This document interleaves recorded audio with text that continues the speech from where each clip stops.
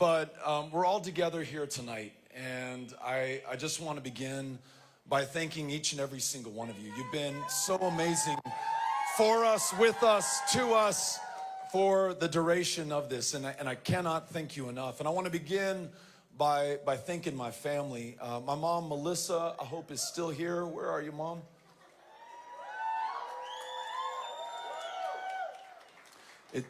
She's at the bar. Love you, Mom.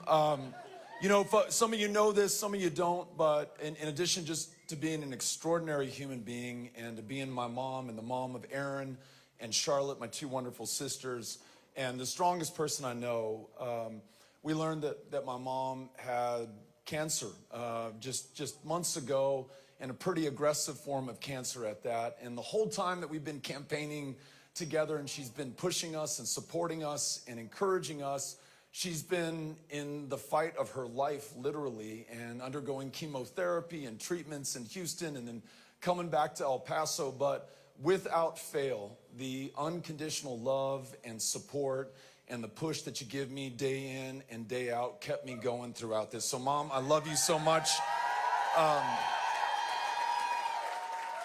We're all on your campaign now against this cancer.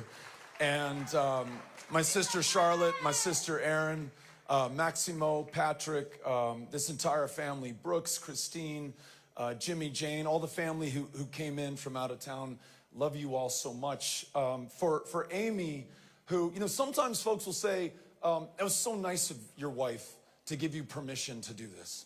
And those of you who know us and know our family, there was no permission sought.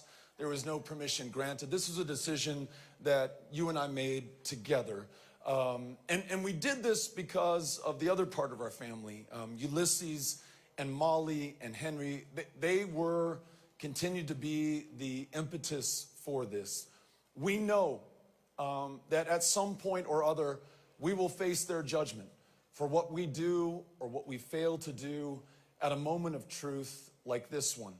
And we wanted to make sure that we could come through. And when they ask us at some point down the road, what were you up to when all these terrible things were going on in Texas, and when we still had a chance to do something about it? We want them to know that we stood to be counted along with so many other extraordinary, wonderful people who are in this room with us tonight. So I want to thank my family. And those of you who've been part of this campaign, you know this. Amy has been out on her own, doing town hall meetings, conducting rallies, doing interviews on media in Spanish and in English as well, block walking every day, converting people who've never voted a day in their lives. She registered someone who was 83 years old last month, who's voting in the first election of her lifetime. So watch out. Next time you see an O'Rourke on the ballot, it might just be Amy O'Rourke, okay? No?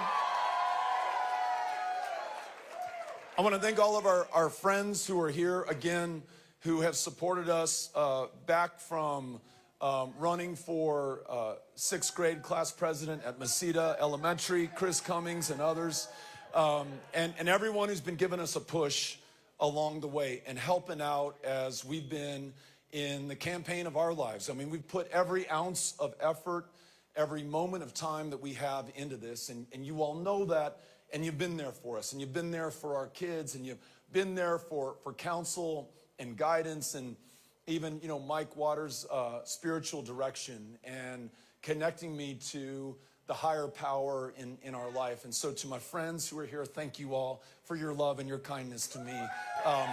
Love you all so much. Now, let me just say something about this campaign team. So Nick Rathode, who was our campaign manager, who is, where is Nick? Nick, if you could raise your hand. Also at the bar for understandable purposes right now. Nick Rathode came in and had the courage to take on something that, you know, most people said by the odds is going to be absolutely impossible. But just like Amy and me, he's thinking about his kids in his home, how he's going to answer them, how he must come through for them at this moment of truth. And he took the reins of this campaign, brought together a truly extraordinary team that ran an amazing effort in this race. I was just always struck by the professionalism and the effectiveness and the efficiency, where we had to make a virtue of a necessity, given how much more money the other guys had, how much more advantages were held on the other side, how tilted the balance is on this field on which we play right now. And he brought the best of the best together. Too many to name, but in every department, every activity that we had to undertake, I feel so good about the folks who stepped up and answered the call under his direction. And in the truck I was traveling in, and I've been on the road literally, we got in the truck here in El Paso on November 15th, 2021. And we basically stayed on the road, with some exceptions back here in El Paso, every day since then. And in that truck, we had Chris Evans and John Grote, also known as the Hotties in the back, for those of you who follow them on social media. And in the co-pilot seat was Cynthia Cano, who has just an extraordinary person. Every one of those events that we have held across the state with this amazing events team, and there's, again, too many people to name and to count, but we went to where literally nobody else ever goes. We went to the places that everyone goes. We literally went everywhere. And Cynthia and this team set those up, connected us with those people, kept us on time, kept us alive, kept us on the road, got us here to this point. And so, you spend a year with a bunch of people inside the cabin of a truck. And, if you don't kill each other first, you develop a deep love and friendship and gratitude for those who are with you every step of the journey, every mile of the way. So to the team in the truck, I just want to say thank you to Chris, John, Cynthia, and then all of you, and every volunteer, every person who signed up for a shift to knock on doors, to make phone calls, to write letters. You all were part of the most amazing effort that I have ever been a part of, at least in my 50 years on this planet, and the most amazing effort I've ever seen in the state of Texas. And we've been part of some amazing efforts before, but this one really takes the cake. And you think about where we all were when we all made the decision to do this together. I mean, just the odds that we faced, for starters. And the fact that the party in power has been in power not for years or cycles, but for decades so far. The advantages that they had in money, in people, in the powers of incumbency, and the levers that they could pull, in the way that voter registration and just being able to cast a ballot in Texas is a lot harder than it has to be, and a lot harder for people who might otherwise be voting for us. And all the challenges that we already had going on in this state. This democracy under attack, a grid that did not work, women's rights to make their own decisions about their own bodies, under attack here more than anywhere else. And, most people would look at that and just say, no thanks. And many did and came to that conclusion. But against all that, at a time when we could be tempted to give in or to give up, we all decided instead to give it our all.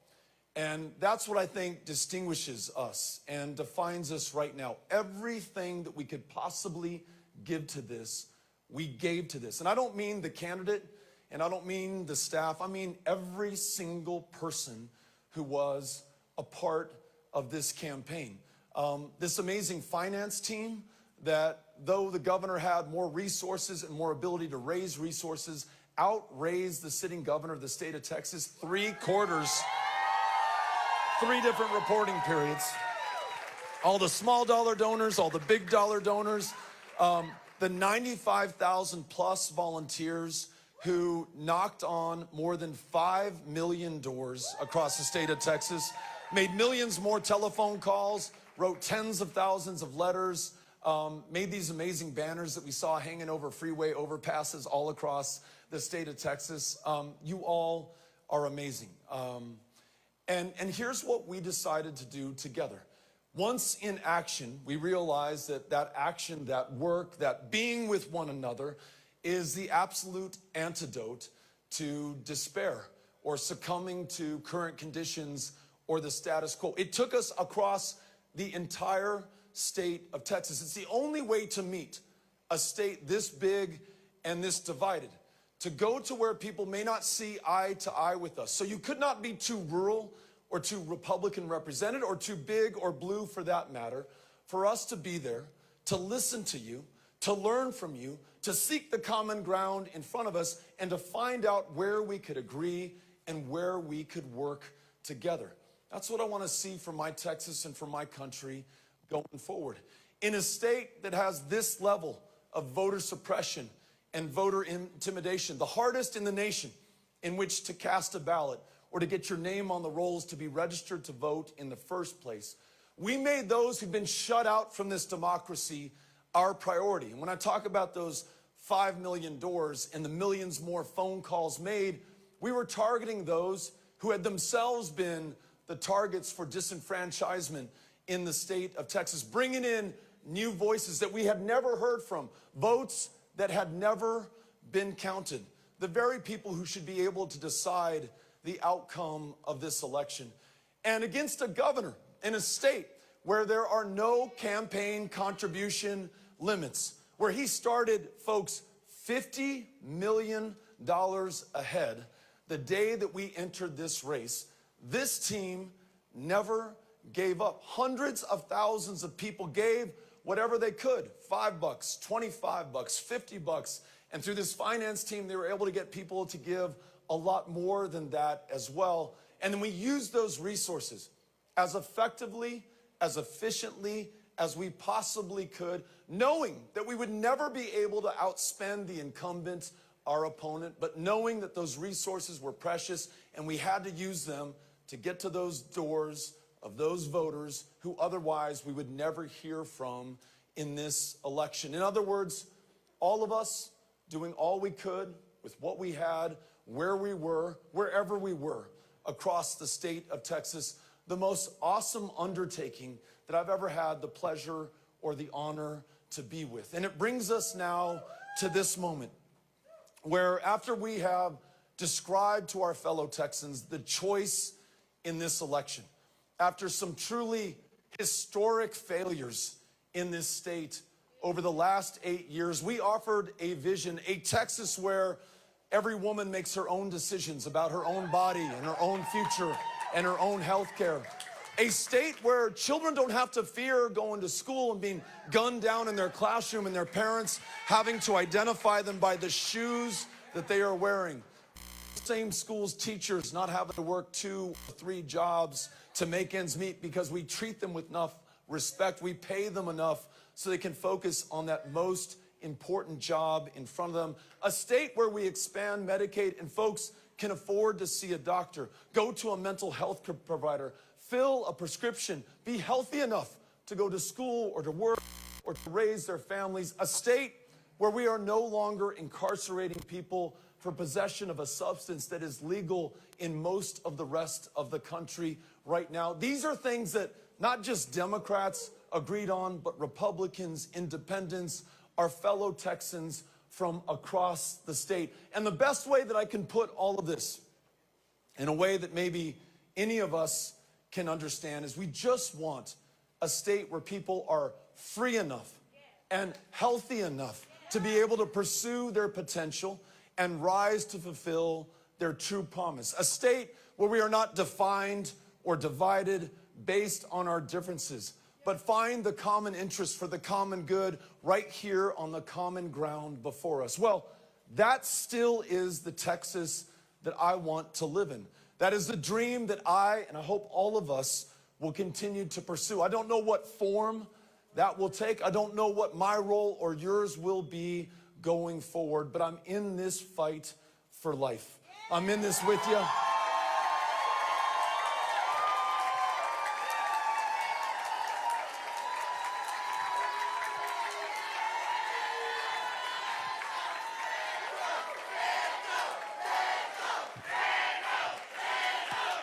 Thank you, man. Thank you. And listen, and chingon, that's right too. They're trying to translate that right now on the news feed in other parts of the country. Hey, so you know, who knows what's next for any of us, right? But I just cannot thank you enough for giving all of us who are part of this campaign your time, your resources, but most importantly, your faith in what could be possible in this state. Let us never break that faith. Let us always keep that faith. Let us also back it up with the fight necessary to continue to try to win over and over and over again until we can realize this dream, these goals, this Texas that we want for one another, that we deserve for our kids, and that ultimately one day we are going to be able to bring home. Thank you all so much for being with us tonight. Thank you for being part of this campaign. Les agradezco. We'll see you out there. Thank you all so much. Bye-bye. Thank you.